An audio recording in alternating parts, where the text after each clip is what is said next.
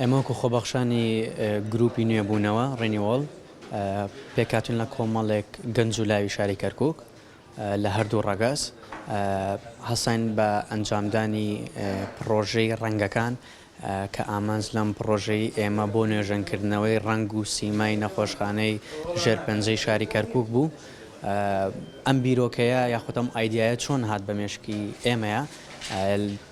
عادەتەن ئێمە سەردانی کۆمەڵێکم شوێنە ناکەین کەسی خۆمان برامان خوشکمان کەس و کاری خۆمان کە لێرانە ئەبینین دیارە بەداخەوە لایەنی پەیوەندیدار بە پێی پێویست ناتوانێت کۆمەڵێک پرۆژە هەیە نوێژەنی بکاتەوە یاخود هاوکاریان بکات.